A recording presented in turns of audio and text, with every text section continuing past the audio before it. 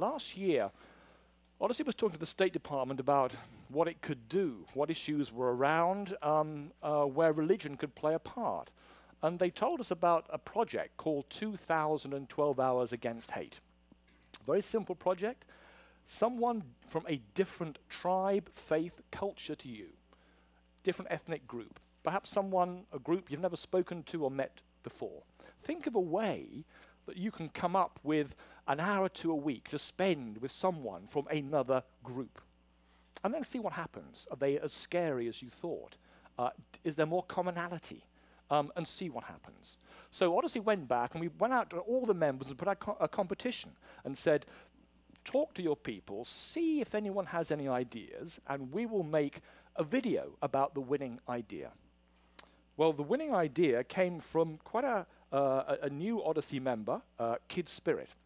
And I'm pleased to say that the founder of KidSpirit, Elizabeth Dabney Hochman, is here, along with two young girls who actually took part in this project and who helped us make a video. So I'd like to welcome you to the stage, Elizabeth and Vidushi.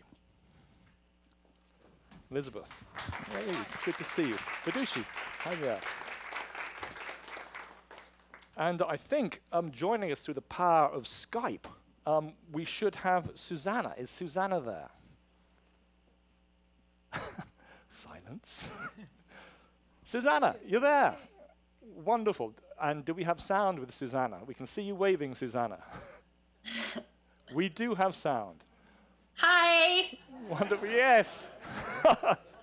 Susanna, this is so fitting because we'll show a video in a second, and really it's about the power of Skype to bring people together.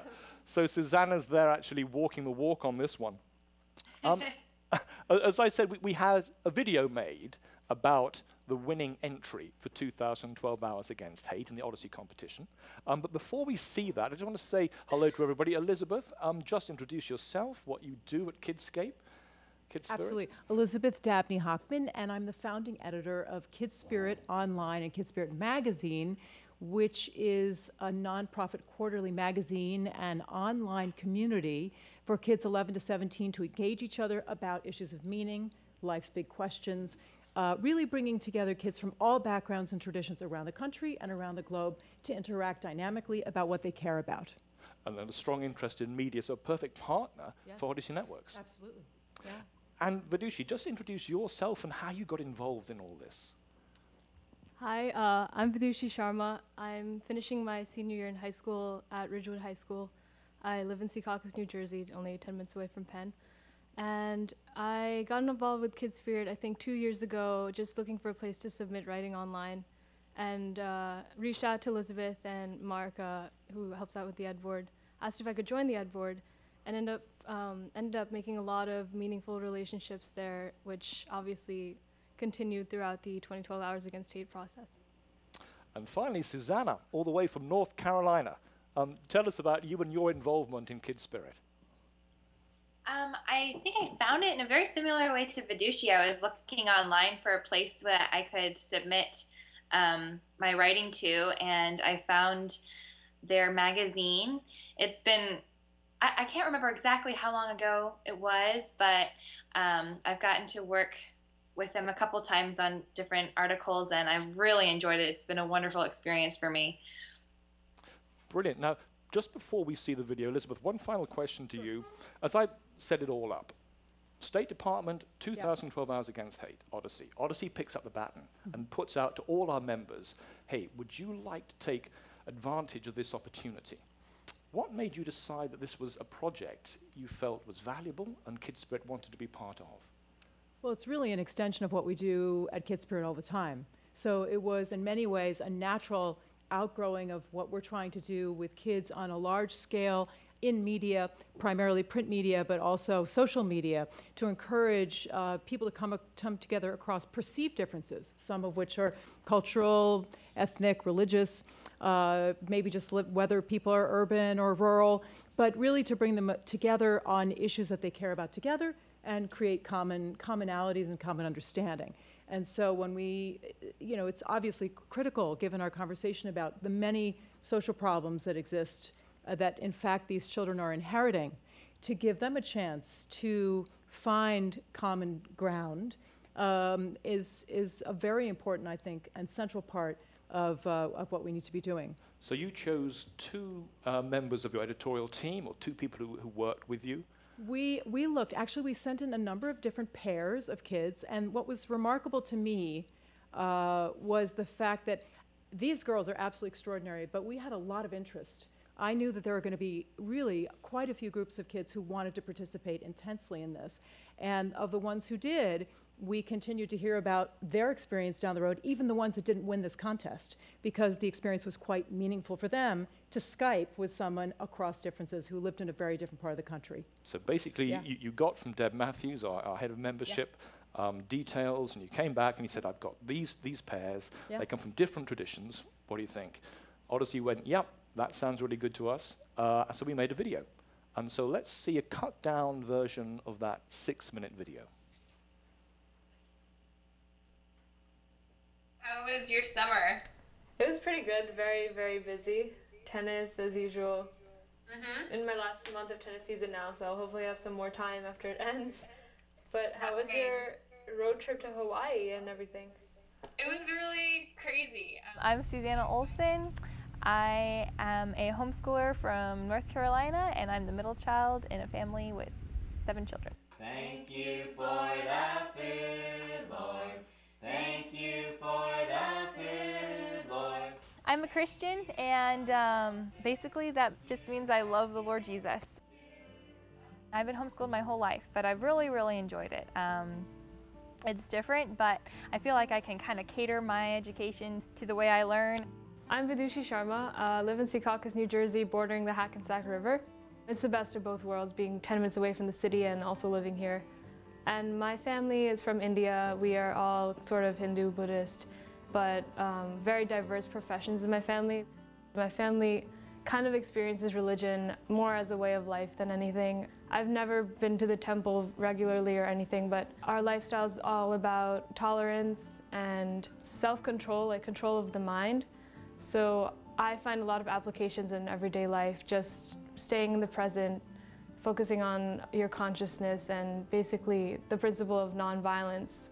I found 12 Hours Against Hate through my editor of a magazine that I've been writing for called KidSpirit, and she emailed me and told me about the contest and told me it sounded like something that she thought I'd be interested in. It immediately, jumped out to me. I thought, I think I want to do this. So she told me that if I wanted to, she could hook me up with someone else that wrote for the same magazine, and we could have a Skype session. Hey!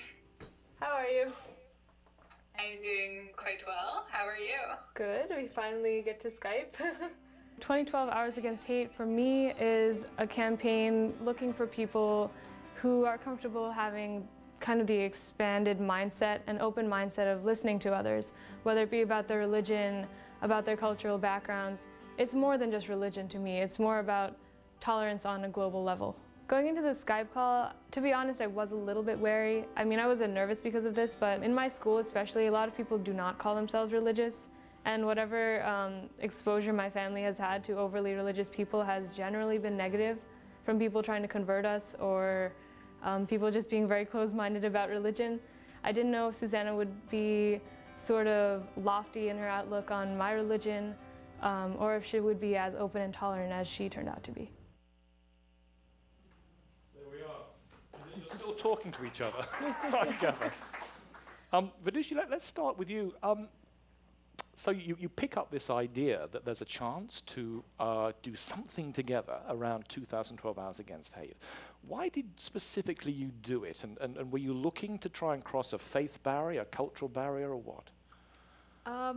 That wasn't my original intention. I guess I just did it because it seemed like a cool thing to do, to have a conversation with someone who was a homeschool Christian in a family of 7 children and lived in North Carolina. Like, it seems so at the polar opposite from what I live and how I live today.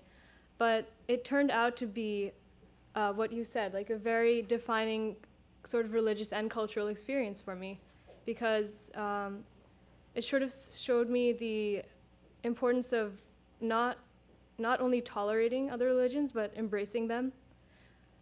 Meeting Susanna and seeing how similar we are at our core, and that we are really looking for the same things in life, and we have the same kinds of dreams and goals, was extremely sort of revolutionary. And that was something I hadn't thought would happen when I first started speaking to her, but I'm very glad I did. So what was it like that first time? You're in front of your computer, and you've hit the Skype button, and it rings, and then suddenly the picture's there. And what was going through your mind? What were your fears? Were you nervous? Yeah, I mean, I didn't know how our conversation would go. I think Susanna also mentioned this, but we were both very surprised to find out that we ended up talking for more than an hour on Skype. A conversation we'd intended to be pretty short, just getting to know each other. But as we spoke, I think all the tension went away almost immediately because there was a real connection there, and we've continued our friendship long after that campaign ended. Susanna, what was it like for you? There you are. It's the first time you would have Skyped Vidushi, and what's going through your mind? What are your concerns, your hopes, your fears? My biggest concern was, what in the world are we going to talk about? Because I think I read somewhere that we should, spend a certain amount of time, and that, well, we're not going to have anything that we have in common.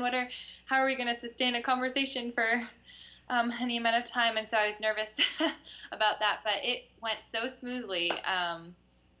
Almost immediately we found things that we both enjoyed and that we could talk about, and eventually my Skype kind of stopped working, and so I called her on her phone and we kept talking because there's just so much to say, and it was so enjoyable. So Susanna, I mean, most people, we get an impression of a religion or a culture that we would rarely encounter in our day-to-day existence through the media. And often that dramatizes things and accentuates difference. That's how media often works.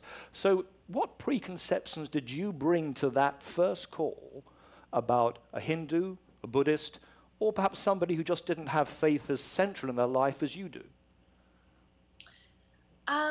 Well, honestly, I wasn't really sure. I did have some probably misconceptions because I don't get to meet people that are that different from me very often where I am, but I didn't know what to expect. I really didn't. And I've always tried to not judge people or think I know someone before I really meet them, but this really was a help to me in continuing to think that way, because it was like, so I never could have imagined. I mean, I didn't know what to expect, but I never could imagine what happened. Being able to talk and be so comfortable and having so much in common. Well, it worked out very well, but Vidushi, again, what was your preconception? There was someone so different from you. She was homeschooled, she was from the South. Faith was so important to her. You mentioned in the little clip we saw that you felt, oh my goodness, do devout Christians always try and convert people? Was that a slight worry that you had?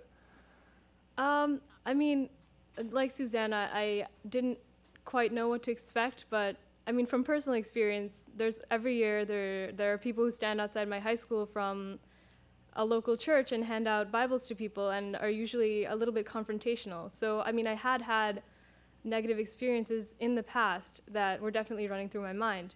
But I think the experience of 2012 Hours Against Hate has not only made me a more open person, but a better Hindu and a better Buddhist, because I really realize one of the central teachings of Hinduism is that there's one truth, but people describe it different ways. So people are seeking the same thing, and you might be a Christian or a Jew or a Hindu, and it's the same thing, and they're all equally valid. And I think this taught me the manifestation of that in my own real life. Do you think there's something unique about online, such that you somehow felt safe, or it was just natural to actually have this first meeting with somebody from outside your culture in an online environment rather than, let's say, getting together at an event?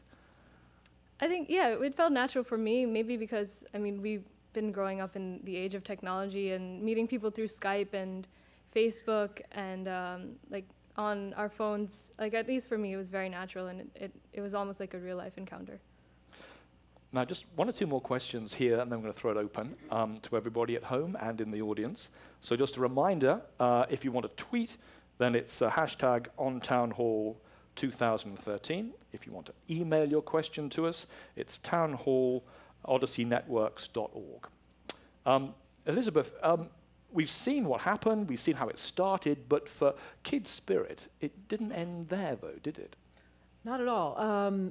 Well, first of all, these guys actually have met now in person. So there was an opportunity after this extraordinary experience virtually for them to meet face-to-face, which I'll let them go into. But they have had some very interesting kind of ripple effects, interviews and follow-ups to this experience, which were in the media, which was very interesting for all of us. But I'd say the other thing is that one of the other people that we put together with a pair that wasn't chosen to do this video contacted us with a fully fledged feature article because she was so inspired by the 2012 Hours Against Hate concept that she went and found someone in her school. She says she describes herself as living in a California suburban bubble.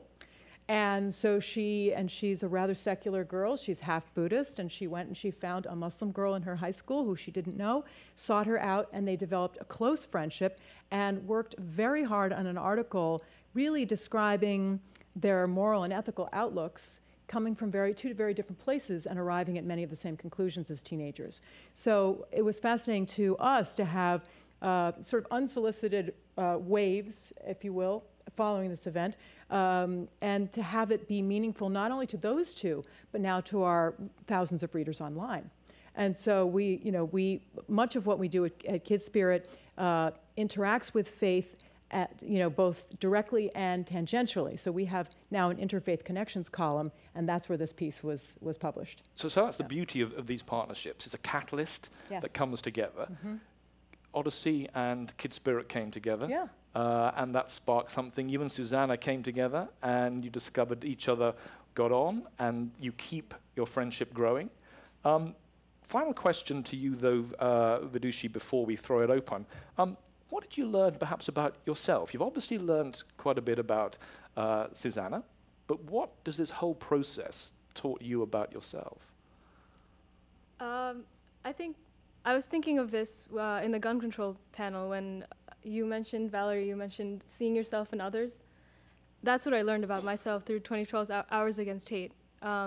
Even when I met Susanna in person in January, we had a coffee together at a restaurant.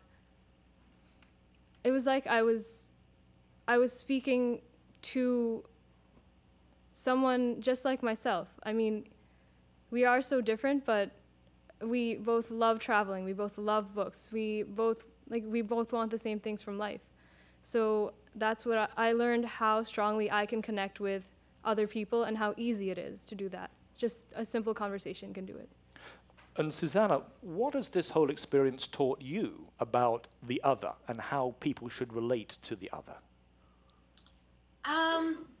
I think for me, it was just really opening to see that, I can go out there and meet people that are really, really different from me. We can find, common ground. We can learn from people that are really different from us and from experiences, and it can be very enjoyable. And I just, I really enjoyed, I guess the biggest thing was just making a friend, but also being opened up to always going out there and not being afraid to introduce yourself and to be connected with people that you don't at first think that you could relate to very well. So be open and don't judge. Okay, anything you want to say? Your Skype buddies, we're Skyping here. We'll just sit back, you just chat to each other. Just anything else? I'm sure you'll catch up later. But yes, questions. Let's throw open to questions. Are there any questions? There's an online question. Perfect. Mary, do you want to read that one out to us? There are two. The first one is, how can other youths use your experiences as a model? Okay, let's start with Vidushi on that one. 14-year-old comes up to you and says, hey, what do I do? What's the takeaway for them which is transferable to others? I think talk to people. I mean, it sounds so simple, but even as someone who takes the train to school every day, I think having a conversation with someone like Susanna or someone I might meet on the train has been as much a part of my learning as actually schooling itself. So I think teaching people not to be afraid of judgment from others is really important. And I think once someone puts out their trust in someone else, that requires a lot of courage, because you leave yourself very vulnerable to judgment. But I would tell them that it's absolutely worth it. And then once you put your trust in someone, I think it's very rewarding when it's reciprocated. I think it's very insightful, the issue that you make yourself vulnerable. Within a lot of faiths, there is the issue of making yourself vulnerable first. Elizabeth, I want to turn to you, though, on that one. As Vidushi said, you know, there's risk here. Yeah. And so to what extent does it need a broader framework than just two teenagers getting together? Because Vidushi and Susanna had KidSpirit. That's right. So what was your role, and how important is that overlying Well, organization? that brought them a sense of some common ground that they might not have otherwise had. But I would say, at least with KidSpirit, when we invite kids to write who are coming from very different backgrounds, through our Interfaith Connections column, for example, the editorial board, the all-youth board, comes up with a topic. And so those kids address a topic from their own perspectives, and it becomes informative. So, you know, people are really learning about the other and sort of debunking that whole concept of the other. But are there rules that you would say? So you might say, oh, there's a potential here. Yep. Let's just say we've yes. got, So what For do you guide them example, on? when this girl in California sent us her manuscript, we popped it back to her because it was all written from her perspective. And so we said, no, if this is going to be a dialogue, it needs to be co-authored. So you need to get back together with Lena and have enough meetings with her so that you can write this piece together. And it's really a 50-50 conversation, for example. I think that's a really useful thing, that there needs to be some sort of framework or guidance. You just don't jump in. Right. Mary, you said there was a second question from the web. Hold on. Get back. Too many screens. There seems to be a carryover from the previous panel. Have you two together or among your friends ever discussed the issue of gun violence? How are young people in different areas of the country feeling about this? So we have a crossover question between the last two panels. Susanna, I guess you and Vidushi have spent several months Skyping, talking over a large range of issues. Has gun violence ever cropped up? I don't think we've ever specifically talked about gun violence. I can't remember for sure. Do you remember, Vidushi? No, I don't think gun violence, but lines of hatred and violence, I think we've definitely discussed in our meetings. So when the Sandy Hook news story hit, did you talk about that or reference it at all? Not with Susanna specifically, but I had a lot of discussions in school classrooms about it. And what I found was almost every single student in a classroom that I was in believed that gun control is an important issue. And I didn't meet anyone who thought that having a gun at the expense of these people's lives potentially being lost was sort of a valid and worthwhile argument. So, I mean, and kids also put forth a lot of interesting arguments. Someone in my class proposed the use of rubber bullets instead of regular bullets, or maybe limiting gun ownership to only certain kinds of guns. So there was a lot of dialogue, but I think the heartening thing was that the huge, vast majority of kids were with the panel that we saw before in recognizing that this is an issue and showing solidarity on that. Any other questions? From here on the web? Nope. Oh, gentleman in the middle, yes. Norris, do you want to come over, sir, to the microphone?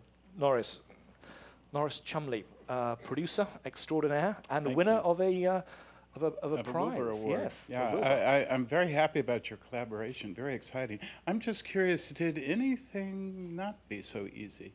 Were there subjects that were kind of difficult, like how you worship or what names you call God? Very interesting question. Vidushi, let's throw it to you first.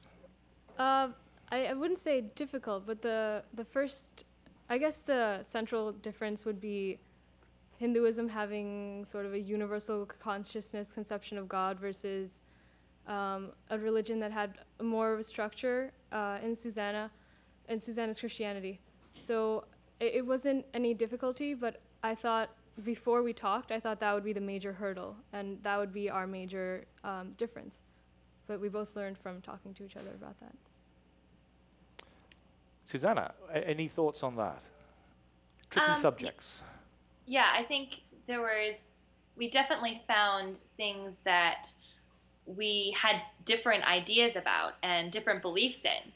But I wouldn't say there was anything that was particularly difficult to talk about, just because I don't know, somehow it was really easy to talk about our differences. And, you know, a lot of times we talk about how many similarities we found, but we also found a lot of differences. But I think we just sort of accepted that, and it wasn't hard to deal with. Guys, but when are you next getting together? Just out of interest, you're going to meet each other? You're going to Skype each other tonight and go, wow, what was that like?